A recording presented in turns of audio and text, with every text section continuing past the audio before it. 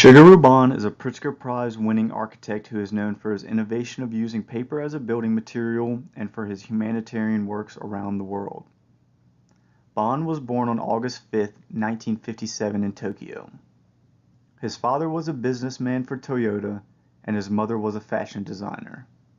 It was his mother's frequent travels to fashion shows across Europe that sparked Ban's interest to travel and experience the world. But it was the carpenters who frequently renovated his home that interested him in the process of construction and architecture. The details and craftsmanship of the traditional Japanese style had a huge impact on Ban. And as a child, he would begin to build things from the scrap pieces of wood, and he soon decided that he wanted to become a carpenter. It was in his first year of high school that Ban was tasked with building a full model of a house he had designed. After spending all summer working on it, he ended up winning the school competition and later decided he wanted to pursue architecture. Ban began taking drawing and modeling classes to prepare for college. One evening after class, he discovered a book containing conceptual projects by John Hijuk, Dean of Cooper Union's School of Architecture. These projects were revolutionary to Ban and sparked his desire to move to the United States to study under Hijuk. In 1977, after finishing high school, Ban moved to California to study English. At this time, Ban discovered that Cooper Union did not accept foreign exchange students and only accepted students who transferred from other schools within the United States. Disappointed but not discouraged, Ban began to search for a school from which he could attend and then transfer. It was the newly founded SciArc that Ban chose to attend. Due to Ban's impressive portfolio, he was able to enter the program as a sophomore. In 1980, after finishing his fourth year at SciArc, Ban decided to transfer to Cooper Union, once again entering as a sophomore. Ban had finally reached his dream of studying under notable architects such as Todd Williams, Bernard Tschumi, Peter Eisenman, and John Hijuk. At the end of Ban's fourth year, he decided to take an absence from Cooper Union to work for Arata Uzaki in Tokyo. After a year of working, Ban returned to Cooper Union and graduated with his bachelor's in architecture.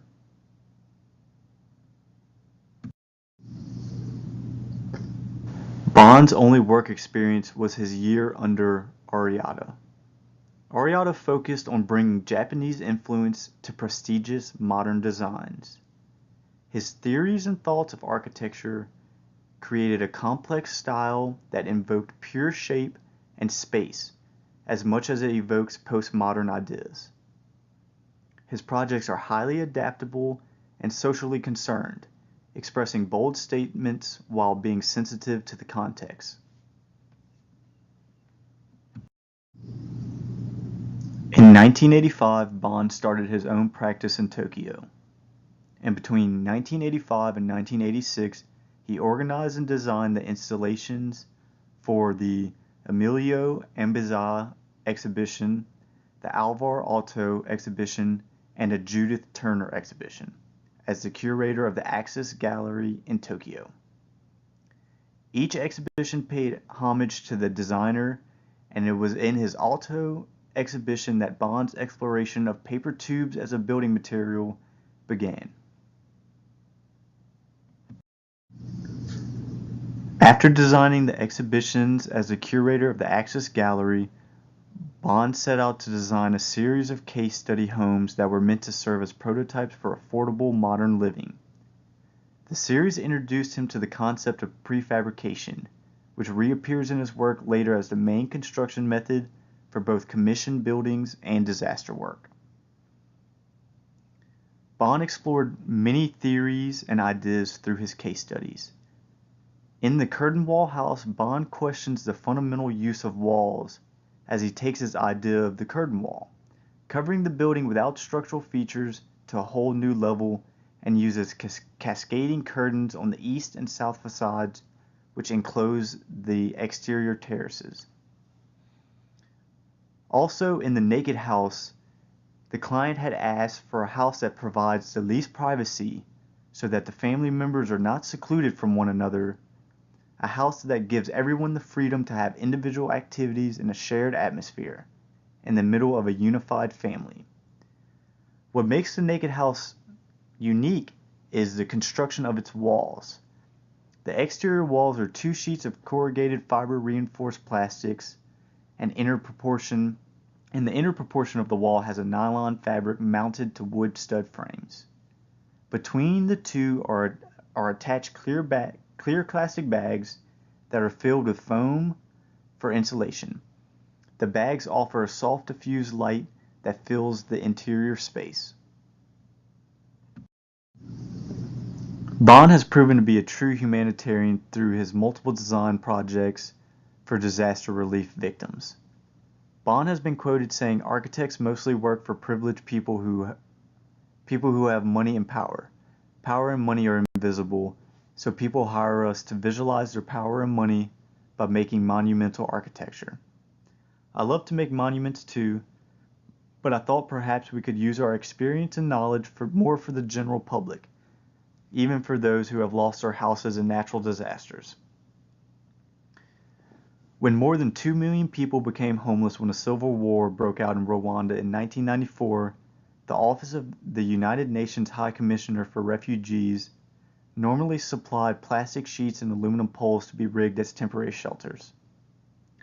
Rwandan refugees would sell the aluminum poles and then proceed to cut down trees to use for structural support. It was obvious that an alternate material had to be found. A low-cost alternate was paper tubes, introduced by Bond. The proposal was adopted and development of the prototype shelters began. 3 prototype shelters were designed and tested for durability, assessed for cost and termite resistance, and since paper tubes can be manufactured cheaply and by small and simple machinery, the potential to produce the materials on site to reduce transportation costs were great. In 1998, 50 emergency shelters were constructed in Rwanda. Soon after, Bond designed the paper log house. After the Kobe earthquake that hit Japan, Bond designed a temporary shelter for the disaster victims. The foundation consisted of donated beer crates loaded with sandbags. The walls are made of 4mm thick paper tubes with tinting material for the roof. The units are easy to dismantle and the materials easily disposed and recycled. The cost of materials for one 52 square meter unit is below $2,000. After the paper log house in Japan, Bond designed a paper log house for India.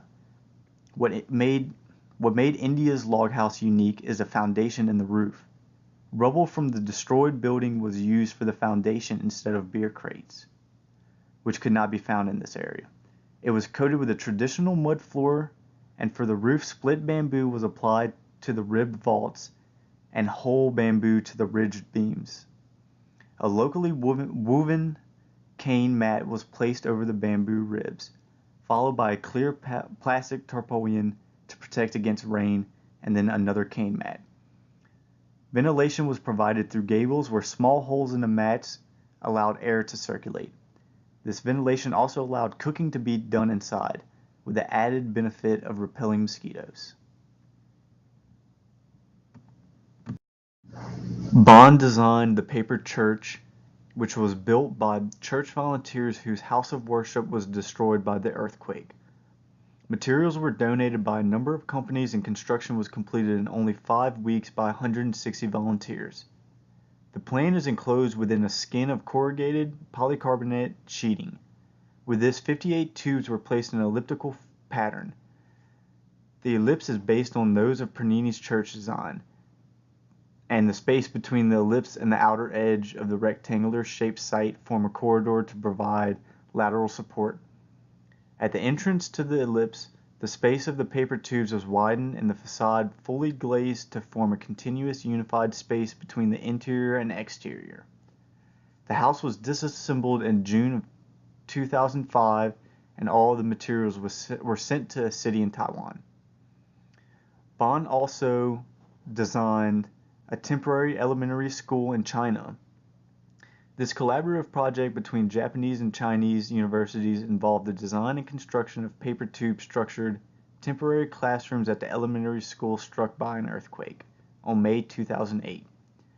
While most of the reconstruction assistance consisted of constructing temporary housing, Bond received a request from the Education Bureau to rebuild the classroom buildings. These buildings had been officially designated as unusable and had been completely closed as a part of the delayed reconstruction of educational facilities. Therefore, Bond designed temporary classroom buildings to be constructed using paper tubes, which are cheap, recyclable, reusable, and readily available on site. During the summer vacation, about 120 Japanese and Chinese volunteers worked together on the construction while deepening mutual understanding of construction. Bond developed simple building methods and plans suited to unskilled people such as volunteers. With appropriate construction management, 3 buildings were completed in about 40 days. These were the first buildings in China to have a paper tube structure and were also the first school buildings to be rebuilt in the earthquake-stricken area.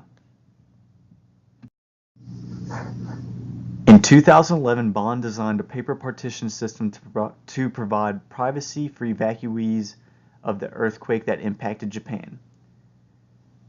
The evacuees were forced to live in this situation for several months before temporary housing were deployed. The evacuees suffered from the lack of privacy and high density, which could cause damage both mentally and physically. They utilized simple partitions made of paper tubes and canvas curtains to divide each of the families, providing personal room. Later that year, in 2011, in response to the earthquake that occurred in Italy, the Japanese government announced its plan to build a temporary concert hall, proposed by Shigeru Bond. The aim was to construct a paper concert hall which is easy to assemble and durable, for an early resumption of musical activities in the city, for which the city was known for. One of Bond's most notable paper structures is the Cardboard Cathedral. Located in Christchurch, New Zealand, it was constructed and opened 2 years after a 6.3 magnitude earthquake hit the area. The simple A-frame structure with 98 equally sized cardboard tubes make this building one of the safest earthquake-proof buildings in Christchurch. The tubes are coated with a waterproof polyurethane and flame retardants. After the construction of the Cardboard Cathedral, Bond was quoted saying, "The strength of a building has nothing to do with the strength of the material." The Aspen Art Museum was Bond's first permanent museum building in America. His concept for the museum was based on transparency and open view planes. The exterior wood cladding is made from Prodema, a composite of resin and paper sandwiched between wood veneer. It acts as a shading device for the building as well as reveals structure and gallery spaces beyond. The museum consists of a 3-story grand stair that sits between the exterior wood screen and interior wood structure. A glass wall divides the stair into 2 portions, a 10-foot wide exterior portion and 6-foot wide interior portion, blending the exterior and interior space as visitors ascend to upper levels. It also includes a large roof deck with walkable skylights that allow light to penetrate the floor below. The Nine Bridges Country Club is also a very well-known Bond design. The complex is composed of 3 buildings. Each building is composed of a different structural system and are presented in a modern sense of traditional construction methods in South Korea. The members clubhouse is composed of a hexagonal wooden grid shell roof structure that encompasses the whole building. The atrium space of the main clubhouse is composed of timber columns and timber roof with an envelope of clear glass providing a transparent and open space. It consists of a 3-story high timber structure that's exposed as the interior finish material, and received fire department approvals by the way of oversizing the timber members to act as the fireproofing material. The Pompidou Metz is one of Bond's most known works. Bond thought to create a design concept which considered the ease of displaying and viewing art, while architecturally leaving a deep impression with the visitors. 3 tubes are stacked vertically and arranged around a hexagonal steel frame tower which contains the stairs and elevators. The site is the location of the original switchyard south of the current station, and is isolated from the urban center of the city to the north. To establish contextual continuation with the city, the large picture windows at the ends of the 3 gallery tube frames the view to the city's monuments. By creating a pattern of hexagons and triangles, only 4 wood elements ever intersect. The intersections do not use mechanical joints. Instead, each member overlaps one another similar to bamboo wickerwork. This idea came from a traditional woven Chinese hat band Bond had found in an antique shop in Paris in 1999, while designing the Japan pavilion for the Hanover Expo. Another important aspect of the concept is a continuation of interior to exterior spaces, and the sequencing of spaces born from these relationships. Instead of a box, the museum is a gathering space under a large roof that is an extension of the surrounding park. It is also one of Bond's very influential and innovative pieces of architecture. The timber main structural system is the most significant innovation of the project. From a technical and environmental point of view, this proposed timber structure is a unique response to this type of office building. And the fact that the structural elements are entirely visible also give a very special character and high quality spatially to the working atmosphere. The structural system is all wood, and each joint connects together and fits without the use of any steel connections. The building also features an intermediate space throughout the whole height of the east facade that acts as a thermal screen within the general energy consumption strategy, and also becomes a unique spatial experience with lounge areas and connections vertical between each of the stories.